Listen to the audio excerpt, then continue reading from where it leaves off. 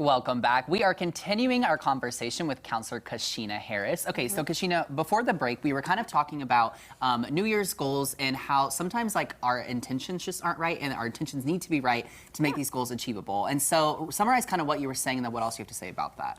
Sure, yeah. So just to kind of summarize, like we want to have these goals, these destination points, but an intent is really like a plan. So if we can have a plan on how we're going to achieve them, that is the number one thing. Like what is our plan going to be every day to kind of reach that goal at the end? And then the second part of that is just, you know, if I have this plan to eat healthier or to exercise every day, that's a common one. Then really ask yourself, if I were able to accomplish those two things, then how would I feel? And then that really gives you some insight into what the true intent is there.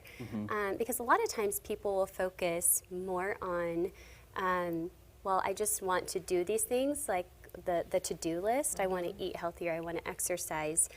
But what's behind that is really something probably deeper.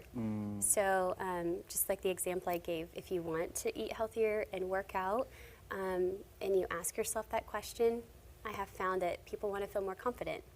People want to feel just healthier in general. But we have to remember, we are not just a physical body. We are a mental, emotional, and spiritual body as well. And so there are so many different avenues to that. If we're just focusing on one, then it's going to be really difficult. Yeah. That's really good. Yeah, I like that you're putting it all together, and I imagine that you do that in a lot of your counseling, because I also kind of feel like you're kind of pointing towards the fact that it's not extrinsic motivation that's going to keep us going, because we look at like, this is what we're supposed to look like, so here's what I'm supposed to do, but it's not because it's intrinsic that I want to feel better, you know? Yes, yeah. So maybe that's why I can't stick with this plan, because it's not coming from inside. Yeah, a lot of times you'll, you know, and just in my line of work, I'll talk to people and they'll say, well, you know, they want to feel more confident, they want to feel healthier, but then they go to these, they do these things that are not something they enjoy, or they're really like, I go to this class, this workout class, and I'm behind everybody all the time. I don't know what I'm doing, and then you kind of have to ask yourself, well, is that making you feel more confident? Is that so? That's why it's really important to know the intent behind it, because you have you'll have a good goal, but you just want to take into consideration your whole self, not just one piece. Well, and that's so important. And so with that, aside from what you've said, what are like some maybe baby steps or small steps to help us succeed that are going to make these goals just way more achievable than, you know, what maybe we typically make? So yeah, that's a good question. What I have found is if you just stick to the 2 degrees, right? Like, what can I do every day that will, you know, over time make the biggest difference? Sounds like that's less overwhelming. Oh yeah, definitely less overwhelming, and then it's just more achievable.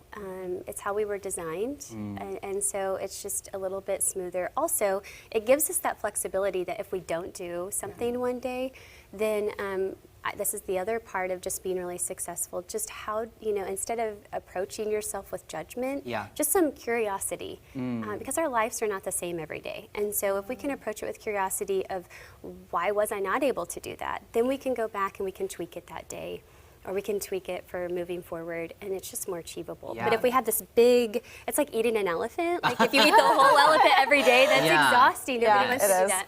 Well, Kashina, remind people where they can find you if they're interested in any of your services. Yeah, sure. So I started my own practice. It is Well Counseling in 2021.